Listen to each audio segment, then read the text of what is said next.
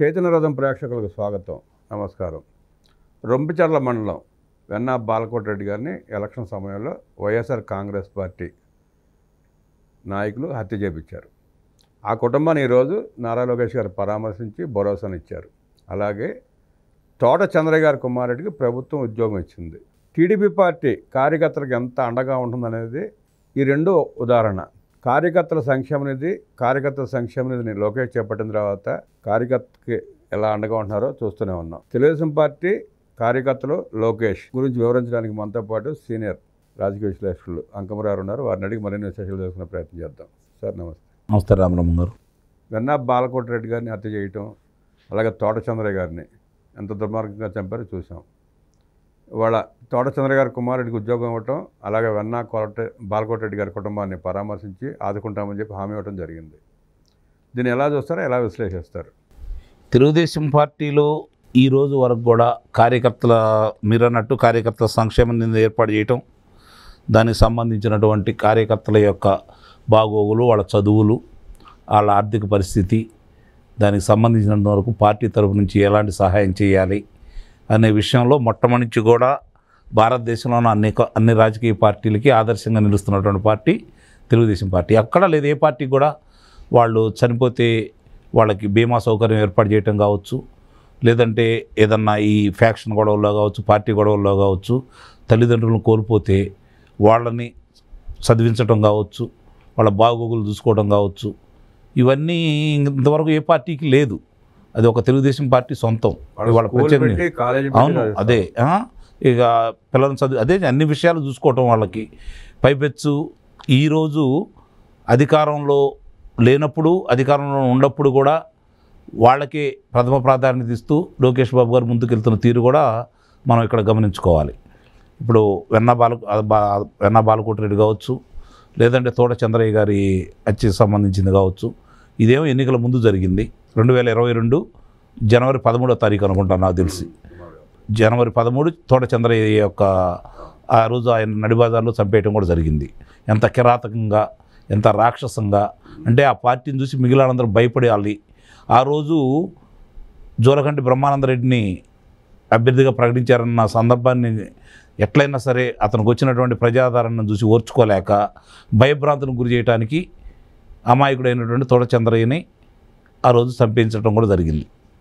ఇప్పుడు ఆ కుమారుడికి ఈరోజు ప్రభుత్వం తరపు నుంచి ఉద్యోగం కల్పన చేయబోతున్నారు. అలాగే వెన్నా బాలకోటి రెడ్డికి సంబంధించినటువంటి కుటుంబానికి సంబంధించి అండదండలుగా నేను ఉంటానని చెప్పని లోకేష్ బాబు గారు హామీ ఇవ్వటం, వాళ్ళ బాగోగులు చూసుకుంటారని చెప్పటం, ఇవన్నీ మనకు వాస్తవం అందరికీ తెలుసు. తెలియని ఏందంటే ఇప్పటి వరకు కూడా అటు నానా భువనేశ్వర్ గారు కావచ్చు, ముఖ్యమంత్రి చంద్రబాబు నాయుడు గారు కావచ్చు, లేదంటే లోకేష్ బాబు గారి ఆధ్వర్యంలో కావచ్చు, ఎక్కడ ఏం జరుగుతున్నా కూడా అన్ని విషయాలు వాళ్ళు సేకరించుకొని వాళ్ళకి ఎలాంటి సహాయ సహకారాలు పార్టీ నుంచి అందాలో ముందుగా పార్టీ సభ్యులను పంపించటం, తర్వాత వాళ్ళు వెళ్ళి విచారించుకోవటం, పరామర్శలు చేయటం, ఏదన్నా ఇళ్ళలో ఇలా జరిగినప్పుడు వాళ్ళకి అండగా ఉండటం, వాళ్ళకి భరోసాన్ని నింపటం, ఇవన్నీ కూడా ఇప్పుడు తెలుగుదేశం పార్టీ తరఫున జరుగుతూనే ఉన్నాయి. ఇవాళ కొత్తగా అయితే ఏమీ కాదు. అదే తెలుగుదేశం పార్టీ కార్యకర్తలు కుడిమిస్తే పండగ వీళ్ళకి గమనించుకోవాలి. మిగిలినలాగా గొంతెమ్మ కోరికలు ఏదేదో ఉండవు. కొంతమంది రాజకీయాలని వంటబట్టుకొని రాజకీయ ఊపిరిగా బతుకుతున్న కొంతమంది చేస్తే చేయొచ్చునేమో, కానీ మిగిలిన ఏ కార్యకర్తలు కూడా ఇప్పుడు 70 లక్షల మంది ఆంధ్ర రాష్ట్రంలో కార్యకర్తలు ఉంటే ఎవరు కూడా పదవులు ఆశించే వాళ్ళు అందుట్లో 1000 మంది కూడా లేరు ఇవాళ చూసుకుంటూ ఉంటే. కానీ చూడండి, గ్రామ పార్టీ పదవుల కోసం పోటీ పడతారు, మండల స్థాయి పదవుల కోసం పోటీ పడతారు. కానీ వాళ్ళ దృష్టిలో ప్రభుత్వం నుంచి వచ్చే ఏదైనా నామినేట్ పోస్టుల కంటే కూడా పార్టీ పదవే గొప్పది. అట్లా మమేకం అయిపోయారు తెలుగుదేశం పార్టీ కార్యకర్తలు, తెలుగుదేశం పార్టీ అధిష్టానం కూడా. దానికి తగ్గట్టుగానే చంద్రబాబు నాయుడు గారు, ఇప్పుడు లోకేష్ బాబు గారు కార్యకర్తల గురించి ప్రతినిత్యం పట్టించుకుంటూ కార్యకర్తలకు ప్రథమ ప్రాధాన్యత ఇస్తూ ముందుకెళ్తానే ఉన్నారు. మొన్న లోకేష్ బాబు గారు కూడా మాట్లాడిన మాటలు కూడా ఇక్కడ మనం గమనం తెచ్చుకోవాలి. ఏమని అన్నాడు? మీరు స్థానిక వ్యక్తుల దగ్గరికి వెళ్ళండి, గ్రామ స్థాయి వాళ్ళు పట్టించుకోకపోతే మండల స్థాయి వాళ్ళ దగ్గరికి వెళ్ళండి, వాళ్ళు పట్టించుకోకపోతే నియోజకవర్గ నాయకుడిని అడగండి, వాళ్ళు పట్టించుకోకపోతే మా దగ్గరకు రండి, ఇవన్నీ చూడండి. అంటే అసలు ఎవరు ఎట్లా పనిచేస్తున్నారనేది ఫిల్టర్ అవుతుంది ఇక్కడ. వాళ్ళ దగ్గర దాకా వచ్చారు అంటే అక్కడ పట్టించుకున్నట్టే కదా అర్థం. లోకేష్ బాబు దృష్టికి తీసుకొచ్చారు అంటే అక్కడ స్థానికులు పట్టించుకోలేదని అర్థం. కాబట్టి దాన్ని సత్వరం పరిష్కారం చేసే బాధ్యత లోకేష్ బాబు గారు తీసుకుంటారని. ఇప్పుడు చంద్రబాబు నాయుడు గారు ఇప్పుడు ఇచ్చినటువంటి నామినేటెడ్ పోస్టులు చూసుకుంటూ ఉంటే ఎంత పారదర్శకంగా పార్టీకి కమిట్మెంట్గా ఉండే వాళ్ళందరూ కూడా ఏ విధంగా ఇచ్చి పదవులు ఇచ్చేసి వాళ్ళని తృప్తిపరుస్తూ చాలా వరకు కూడా అసంతృప్తులు లేకుండా ఉండే చూడండి. గతంలో అసలు ఇట్లాంటివి ఎప్పుడన్నా ఉన్నాయా? ఎందుకంటే నిజమైన కార్యకర్తలను చూసుకుంటున్నారు కాబట్టి 1-2 పొరపాట్లు జరగచ్చు, 10-20% పొరపాట్లు జరగచ్చు. 80% వరకు ఎందుకంటే కొన్ని ఒత్తిళ్ళు ఉంటాయి. స్థానిక శాసనసభ్యులు కావచ్చు ఏదన్నా. ఇప్పుడు కొంతమంది నిజంగా పనిచేసిన వాళ్ళకు కూడా గుర్తించకుండా వాళ్ళకు సంబంధించిన వాళ్ళని వాళ్ళే పనిచేసినట్టు చూపించుకుంటూ పదవులు కొట్టేసేవాళ్ళు కూడా 10-20% మంది ఉంటే ఉండొచ్చు, కాదని నేను అంటలేదు. కానీ ఎప్పటి నుంచో పార్టీకి పనిచేసే వాళ్ళకి పదవులు ఇవ్వాలనే నిబంధనలతోటి ఈరోజు నామినేటెడ్ పోస్టులు నింపిన విధానం కావచ్చు, త్యాగాలు చేసిన వాళ్ళకి ఇచ్చిన విధానం కావచ్చు, చాలా స్పష్టంగా అయితే కళ్ళ ముందు కనపడతానే ఉన్నాయి కదా. ఇవి చూసుకుంటా ఉంటే మీరు అన్నట్టు ఆ తోట చంద్రయ్య కావచ్చు, లేదంటే బాలకోట రెడ్డి కావచ్చు, మిగిలిన వాళ్ళు కావచ్చు, డాక్టర్ సుధాకర్ గారు కావచ్చు, డ్రైవర్ సుబ్రహ్మణ్యం కావచ్చు, వీళ్ళందరికీ కూడా ఒక్కొక్కరికి న్యాయం జరిగిద్దని. ఆ కుర్రవాడు చదువుకున్నాడు కాబట్టి, విరంజీ చదువుకున్నాడు కాబట్టి అతనికి ప్రభుత్వ ఉద్యోగి ఇచ్చే ఆలోచన ఉన్నారు. మిగిలిన వాళ్ళకి ఏ విధంగా ఎలా చూసుకోవాలనేది ఒక ప్రణాళికబద్ధంగా ముందుకెళ్తున్నారు. రాజకీయ పార్టీ కంటే కూడా సేవాభావంతో ముందుకెళ్లే పార్టీగా ముందుకెళ్తుందనేది మనం భావించాలి. ఇక్కడ ఆనాడు ప్రభుత్వం చేపించిన హత్యగా భావించి మళ్ళీ ప్రభుత్వం న్యాయం చేయాలనే ఉద్దేశంతో నిన్న కూటమి ప్రభుత్వం నిర్ణయం తీసుకుంది ఉద్యోగం ఇవ్వడానికి. దాన్ని కూడా తప్పుపడతా కొంతమంది మాట్లాడుతూ ఉన్నారు. అది తప్పేలా అవుతుందో అర్థం కావట్లా. అంటే ఇక్కడ మామూలుగా విమర్శించడానికే కొన్ని పార్టీలు ఉంటాయి, విమర్శించడానికే కొంతమంది వ్యక్తులు ఉంటారు. ప్రభుత్వం ఎలా ఇస్తారంటే మిగిలిన వాళ్ళకి ఇవ్వకుండా మిగిలిన వాళ్ళకి కాదా అన్నట్టు కొత్త అంశాన్ని తీసుకొస్తున్నారు. ఒక్కళ్ళు చేసుకుంటూ వస్తున్నారు. ఇతను చదువుకున్న కుర్రవాడు, అతనికి ఇచ్చినా కూడా తప్పు కాదు, ప్రభుత్వ ఉద్యోగం ఇవ్వడానికి అవకాశాలు ఉంటాయి. కాబట్టి దేంట్లో తీసుకోవాలో అతను తీసుకొచ్చేసి ఐఏఎస్ని చేయట్లేదు, ఐపీఎస్ని చేయట్లేదుగా, అతను చదువు తక్కువ ఉద్యోగం ఇస్తారు కదా. దానికి వీళ్ళకి వచ్చిన నష్టం అయితే ఏంటో నాకేం అర్థం కావట్లేదు. వాళ్ళు ఎవరు ఇస్తుంటే చూసి ఓర్చుకోలేరు. ఇట్లా అందరికీ న్యాయం జరిగిద్దని అయితే నేను మాత్రం హామీ ఇవ్వగలను. ఎందుకంటే ఇలా జరిగిన వాళ్ళందరికి కూడా ఆ కుటుంబాలకి సరైన న్యాయమే జరిగిద్ది. ఎందుకంటే ప్రారంభం ఇప్పుడు వీళ్ళు మామూలు బాల అరిష్టాలన్నింటినీ అధిగమించేసి పరిపాలనలో పట్టు తెచ్చుకుంటున్నారు. ఇప్పుడు పరిశ్రమలు కూడా ఒక్కొక్కటి వస్తూ ఉన్నాయి. 3-4 రోజులు కొత్త పరిశ్రమని శంకుస్థాపన చేస్తున్నారు. అట్లా ముందుకెళ్తున్నారు. ఆ ముందుకెళ్ళే క్రమంలో ఆర్థిక పరిస్థితి, రాష్ట్ర పరిస్థితి, పార్టీ పరిస్థితి అన్నింటిని కూడా బేరీజు తీసుకొని ముందుకెళ్తున్నారు. కాబట్టి వాళ్ళు చేసే పనులు వాళ్ళు చేస్తారు. విమర్శించడానికే ఉన్నారు కదా వీళ్ళు. ఇప్పుడు ఆ రోజు జరిగినా ఈ రోజు జరిగినా వాళ్ళు ఏమి ఇచ్చారు? రౌడీలకు పదవులు ఇచ్చారు. ఈరోజు బాధితులకు పదవులు ఇస్తున్నారు వీళ్ళు. ఇప్పుడు వాళ్ళే మంత్రి పదవి ఇవ్వట్లేదు, శాసనసభ్యుడి పదవి ఇవ్వట్లేదు, ప్రభుత్వ ఉద్యోగం ఇస్తున్నారు. అది కూడా తప్పు పడితే సరే, ఇక వాళ్ళు తప్పు పట్టే వాళ్ళ గురించి మనం మాట్లాడుకోవాల్సిన అవసరం అయితే ఏమి లేదు. మంచిని ప్రోత్సహిద్దాం, పొరపాట్లు జరిగితే హెచ్చరిద్దాం.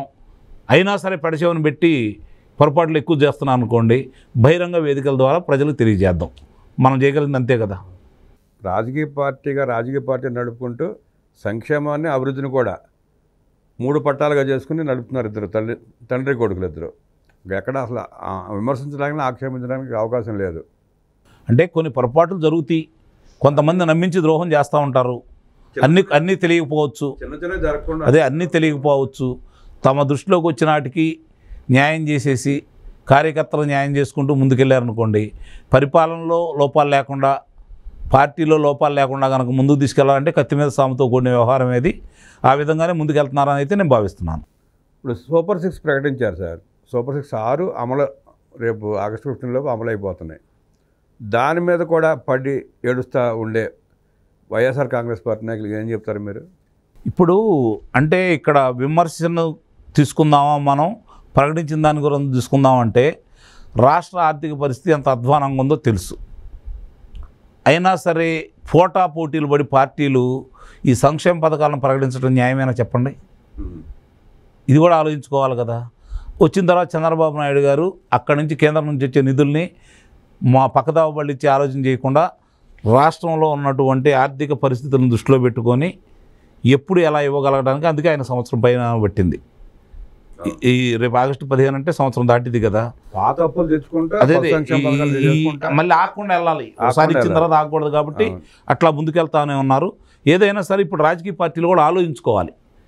ఎన్నికల్లో గెలవడం కోసమే హామీలు ఇవ్వడం కాదు, అధికారంలో వచ్చినప్పుడు ఆర్థిక పరిస్థితిని బట్టి ఆదాయంతో పాటు సంక్షేమాన్ని కూడా రెండు పట్టాల్లాగా తీసుకెళ్లాలనే ఆలోచనలో రావాలి తప్ప మనం గెలిస్తే చాలు తర్వాత చూసుకుందాం అనే ఆలోచన రావడం మాత్రం తప్పే. హామీలు ఇచ్చారు కాబట్టి వాళ్ళు అడుగుతున్నారు. ఎన్నాళ్ళు చేస్తారని వాళ్ళకి సంబంధం లేదు కదా విమర్శించే వాళ్ళకి. మీరు అధికారంలోకి వచ్చిన తర్వాత ఇస్తా ఉన్నారు కానీ ఆ రోజు మీరు చెప్పలేదుగా, కాబట్టి ఆ విమర్శ చేస్తారు. వాళ్ళని తప్పట్టాల్సిన పని లేదు, ఎందుకంటే వాళ్ళు చేస్తూనే ఉంటారు. వీళ్ళు చేసుకుంటూ వెళ్తున్నారు కాబట్టి అందులో చంద్రబాబు నాయుడు గారు ఏమి దాచుకోకుండా ఆర్థిక పరిస్థితి ఎట్లా ఉంటుంది, గతంలో వాళ్ళు ఎలా ఇచ్చారు, అలా ఇవ్వకుండా నేను ఇలా వెళ్తున్నాను, కొంచెం ఆలస్యం అయినా కూడా పథకాలు ఇస్తానని చెప్పుకుంటూ వస్తున్నాడు కదా ఆయన. ఎగ్గొట్టే ప్రయత్నం చేయట్లేదు కదా. ఒక్కొక్కటి కూడా ఇప్పుడు 6 పథకాల్లో 3 మొదలవుతున్నాయి. ఇంతకు ముందు ఎప్పుడు పోయినసారి ఏమన్నారు, సిలిండర్కి మిగిలిన ఎప్పుడు ఇస్తారన్న, ఇప్పుడు 3 ఒకసారి ఇస్తుంటే ఎవడు మాట్లాడట్లా. రేపు పొద్దున 15,000 వేసారనుకోండి అమ్మ ఒడి కింద, అది మాట్లాడరు. రైతు బంధువులకు ఇస్తున్నారు, ఉచిత బస్సు ఇస్తున్నారు, ఒక్కొక్కటి అయిపోతానే ఉన్నాయి కదా. సూపర్ 6 అన్ని రేపు ఆగస్టు 15లో క్లియర్ అయిపోతాయి కదా. కాబట్టి అందుకే నేను అనేది, ఏ రాజకీయ పార్టీ అయినా అధికారంలోకి వచ్చేటప్పుడు అధికారం కోసం కొన్ని అలివిగానే హామీలు ఇస్తున్నారు. భారతదేశంలో ఈ సంక్షేమం కూడా కావాలి. ఎందుకంటే భారతదేశం పరిస్థితి దోపిడీకి గురై స్వతంత్రం వచ్చినటువంటి భారతదేశంలో మనకి వనరులు తక్కువగా ఉన్నాయి కాబట్టి, పరిశ్రమలు కూడా తక్కువగా ఉన్నాయి కాబట్టి, ఆదాయ మార్గాలు తక్కువగా ఉన్నాయి కాబట్టి వాళ్ళని కూడా సమాంతరంగా చూసుకునే విధంగా వాళ్ళని కూడా పైకి తీసుకురావడానికి రిజర్వేషన్లు ఏర్పాటు చేశారు, కొన్ని రాయితీలు ఇచ్చారు. కానీ రాజకీయ ప్రయోజనాల కోసం వాటిని సద్వినియోగం చేయనీయకుండా దుర్వినియోగం చేస్తూ రాజకీయ ప్రయోజనాల గురించి చేసినందువల్లే ఈరోజు ఈ పరిస్థితి ఉంది. దీన్ని ఇప్పుడు వచ్చినటువంటి వాళ్ళు, భవిష్యత్తులో రాబోయేటువంటి వాళ్ళు కూడా దీన్ని దృష్టిలో పెట్టుకొని, అపారమైన వనరులు ఉన్నాయి, ఖనిజ సంపద ఉంది భారతదేశంలో, అందరికీ మించి యువశక్తి ఉంది, శ్రమించే తత్వం ఉంది. మరి అయినా సరే మనతో పాటు మన తర్వాత వచ్చినటువంటి దేశాలు ఈరోజు పురోగమనం సాధించేసి మనం ఈ పరిస్థితుల్లో ఎందుకున్నాం, ఇది ఆలోచించుకోవాలి ఎవరైనా సరే. కాబట్టి వాళ్ళు స్వతంత్రంగా పథకాల మీద ఆశపడే విధంగా కాకుండా వాళ్ళకి మనం వాళ్ళ కాళ్ళ మీద వాళ్ళు నిలబడే విధంగా ముందుకు తీసుకెళ్లే క్రమం ఇప్పుడు అదే విధంలోనే P4 ఎత్తుకున్నాడని అయితే నేను భావిస్తున్నాను చంద్రబాబు నాయుడు గారు. ఎందుకంటే అందుట్లో కొంతమందిని గుర్తించారనుకోండి, వాళ్ళకి నిజంగానే డబ్బులున్న వాళ్ళు వ్యాపారస్తులు ముందుకు వచ్చేసి వాళ్ళని ఆదుకొని వాళ్ళ చేత పరిశ్రమలు ఏర్పాటు చేశారనుకోండి, వాళ్ళకి పథకాలు ఇచ్చే అవసరం ఉండదు కదా. వాళ్ళు 10 మంది ఇప్పుడు వాళ్ళ కుటుంబ సభ్యులు ఏర్పాటు చేసుకుంటే ఒక 10 మందిని పెట్టారనుకోండి, 1,00,000 మంది అంటే 10 లక్షల మందికి ఉపాధి దొరికినట్టే కదా. ఈ విధంగా ముందుకెళ్తున్నారు కాబట్టి అట్లా ముందుకెళ్తే అప్పుడు ఈ పథకాలతో సంబంధం లేకుండా వాస్తవంగా ప్రజలకు ఏది అవసరం అది కనుక గుర్తించేసి ఇప్పుడు ఎందుకు నేను ఇన్ని మాట్లాడుతున్నాను అంటే, గతంలో వీళ్ళు ఇచ్చిన పథకాలన్నీ దుర్వినియోగం అయ్యి సద్వినియోగం కావట్లేదు. ఇప్పుడు కూడా చెబుతున్నాను నేను, ఇవి సద్వినియోగం కావట్లేదు. అమ్మఒడి ఇచ్చాడు అతను, వీళ్ళు అమ్మకు 100 అని చెప్పని ఇస్తున్నారు. ఆ రోజు వాళ్ళు సకాలంలో కళాశాలలకు కావచ్చు, విద్యాలయాలకు కావచ్చు సకాలంలో డబ్బులు చెల్లించనందువల్ల వాళ్ళు ఉత్తీర్ణులైనా కూడా వాళ్ళకి ఆ ధృవీకరణ పత్రాలు ఇవ్వలేదు కదా. ఎందుకు వాళ్ళకి ఇవన్నీ తీసుకెళ్ళి తల్లికి ఖాతాలో వేశారు కాబట్టి అవి వాళ్ళు సక్రమంగా ఇంట్లో అవసరాలకు వాడుకొని సకాలంలో చెల్లించకపోబట్టే కదా ఇబ్బందులు వస్తున్నాయి. ఇప్పుడు కూడా వీళ్ళు కూడా రాజకీయం గురించి ఆలోచించుకోకుండా చంద్రబాబు నాయుడు గారికి వచ్చిన అవకాశాన్ని దీన్ని మళ్ళీ ఎక్కడ పొరపాట్లు జరుగుతున్నాయి, ఎక్కడ ఈ పథకాలు విఫలమవుతున్నాయి అని గుర్తించాడు కాబట్టి ఆయన ఈ P4 విధానాన్ని తీసుకుని వచ్చాడు. కాబట్టి ఆ విధంగా ముందుకెళ్తే ఇవి కూడా సర్దుకుంటాయని అయితే నేను భావిస్తున్నాను. పార్టీని ప్రభుత్వాన్ని 2 పట్టాల మీద సమాంతరంగా నడిపిస్తున్న చంద్రబాబు నాయుడు గారు, నారా లోకేష్ గారు అద్భుతంగా పనిచేస్తున్నారంటూ విశ్లేషించిన అంకమరావు గారికి ధన్యవాదాలు తెలియజేస్తూ